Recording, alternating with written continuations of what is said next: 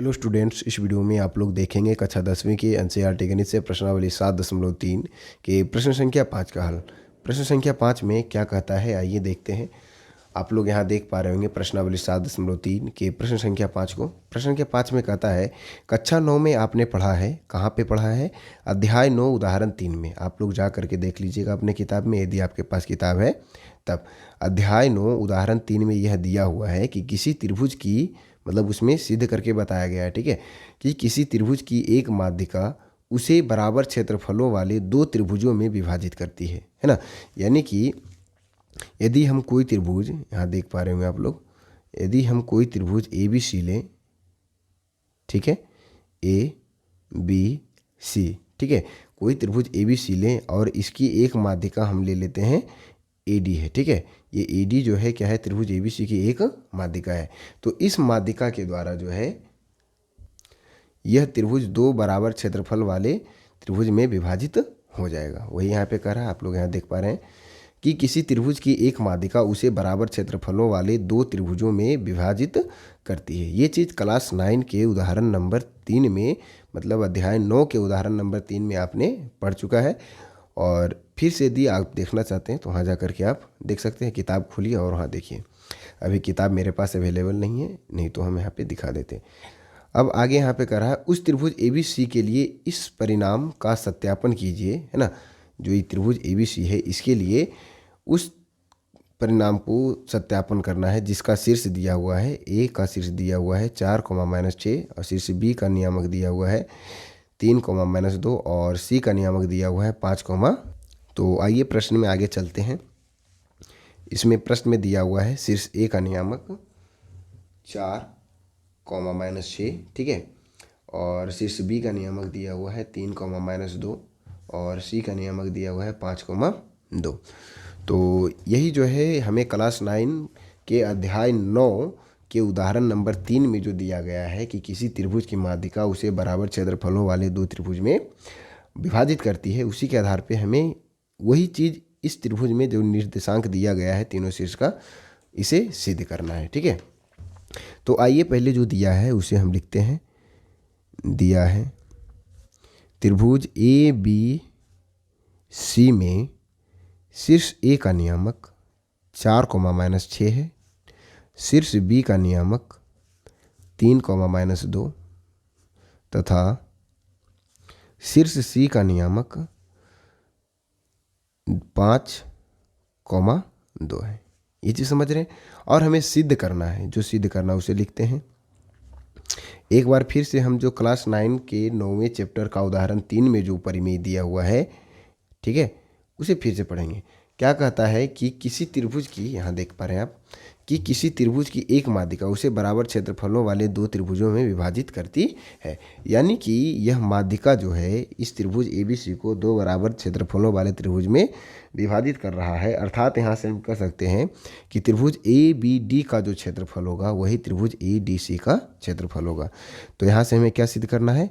Area of triangle A B D, है ना, इसका वैल्यू बराबर होगा area of triangle A D C के, ठीक है। ये चीज़ समझ रहे हैं।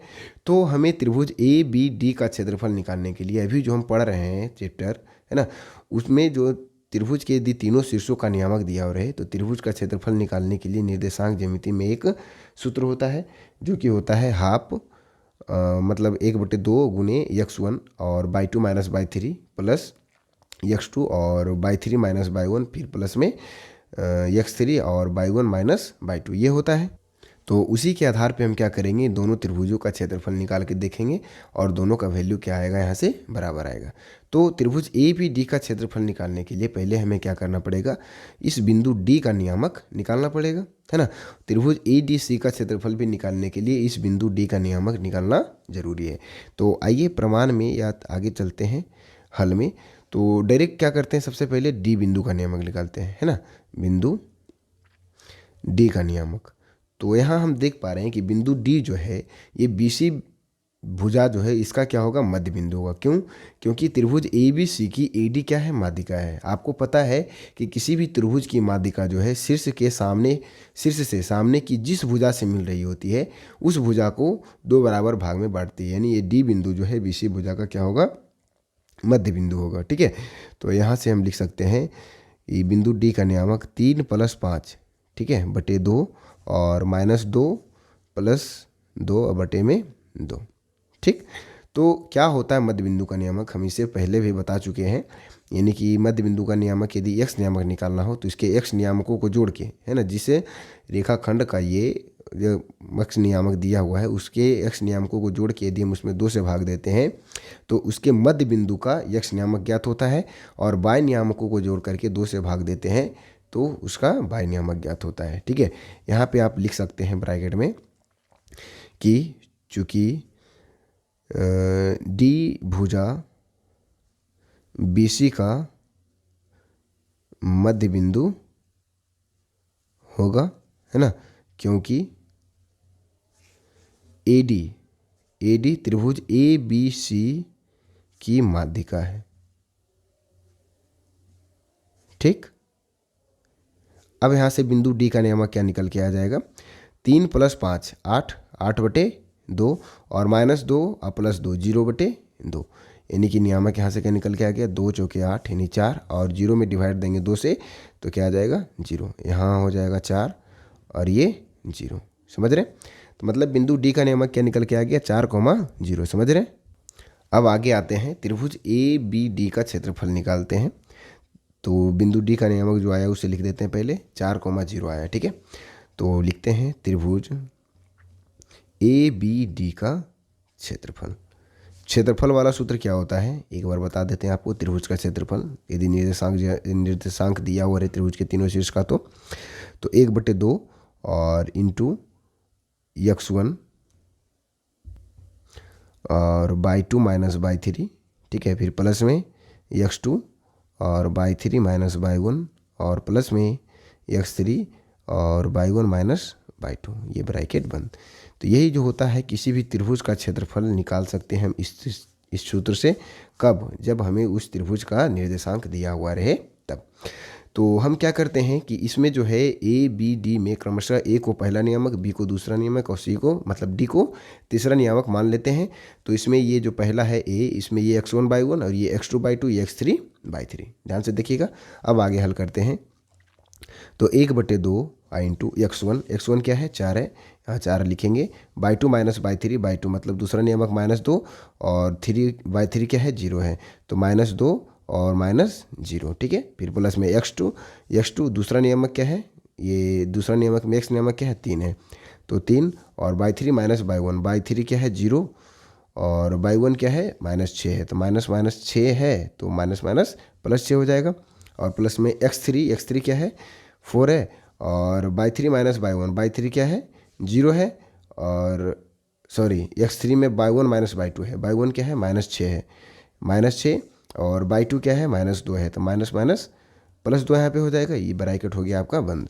तो 1/2 और 4 ये -2 है, -2 में से -0 जाएगा, 0 जाएगा तो क्या हो जाएगा, 2 ही आएगा, तो -2 और गुने 4 तो -8 है ना, 4 दूनी -8 और प्लस में 6 18 और प्लस में 6 माइनस है और ये क्या है, 2 है, तो 6 -6 + 2 -4 आ जाएगा, -4 और -4 क्या हो जाएगा, -16। ये चीज़ समझ रहे हैं। बराबर में वैल्यू क्या निकल के आ जाएगा, 1/2 और उन्हें में 18 में से 8 पहले चला जाएगा तो क्या बचेगा, 10 और 10 16 में से 10 चला जाएगा। ठीक है, तो -6 आ जाएगा गुणा में -6, ये चीज़ समझ रहे हैं। तो ये वैल्यू निकल के आ गया 2×3 6 माइनस में, मतलब -3 इकाई आया। तो हम आपको पहले बता चुके हैं कि किसी भी त्रिभुज का जो क्षेत्रफल निकलता है वो मॉड के अंदर रहता है, क्योंकि क्षेत्रफल जो है एक हमेशा जो आएगा धनात्मक वैल्यू आएगा, कभी भी ऋणात्मक वैल्यू नहीं आएगा। तो ये जो -3 आया है इसको मॉड के अंदर रखेंगे तो बाहर क्या निकल के आएगा, 3 वर्ग इकाई। ठीक है, तो त्रिभुज ABC में जो है त्रिभुज ABD इसका क्षेत्रफल क्या निकल के आ गया, 3 वर्ग इकाई। इसे समीकरण 1 बना देते हैं। अब अगला में निकाल लेते हैं त्रिभुज ADC का क्षेत्रफल। ठीक है, त्रिभुज ADC का क्षेत्रफल क्या निकल के आ जाएगा, 1/2 उसी तरह से इसमें भी करते हैं। इसमें पहला नियमक इसको, दूसरा नियमक इसको, तीसरा नियमक इसको मान लेते हैं। तो x1 है ना, सूत्र क्या है, x1 इंटू मतलब 1/2 और यहाँ 1/2 लिख चुके हैं, x1 into by 2 minus by 3। x1 क्या है 4 है, 4 लिखते हैं, और बाई 2 माइनस बाई 3 मतलब 0 माइनस 2, 0 माइनस 2, और प्लस में x2 है, x2 क्या है 4 है, 4, और x2 है तो यहाँ पे बाई 3 माइनस बाई 1 है, तो बाई 3 2 है और बाई 1 क्या है 6 है। ठीक है, बाई 3 2 और बाई 1 6। पहला नियमक इसको माने, इसको दूसरा, इसको तीसरा, तो 2 और माइनस माइनस 6, तो माइनस माइनस क्या हो जाएगा प्लस 2 माइनस माइनस 6, तो यहाँ पे प्लस 6 हो जाएगा।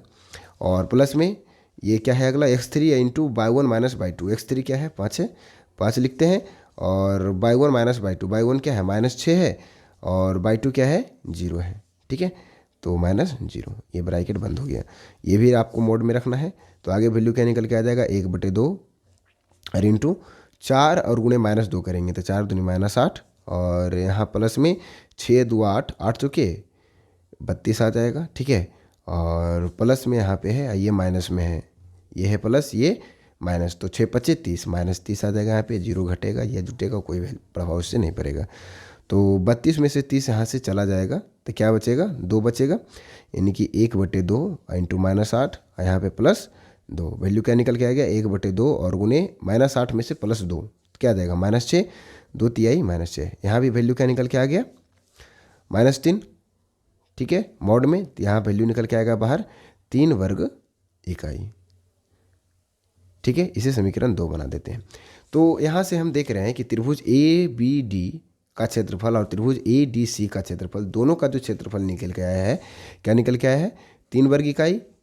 ठीक है, और यही हमें सिद्ध करना था कि त्रिभुज ABD का क्षेत्रफल और त्रिभुज ADC का क्षेत्रफल क्या है बराबर है। तो यहाँ से समीकरण 1 और समीकरण 2 से हम यहाँ देख रहे हैं कि यहाँ भी इसका भी क्षेत्रफल 3 है और इस त्रिभुज का भी क्षेत्रफल क्या है 3 आया। तो यहाँ से लिख देंगे आगे समीकरण 1 एवं 2 से क्या लिख सकते हैं, एरिया ऑफ ट्रायंगल ABD, ठीक है, और is equal to area of triangle ADC।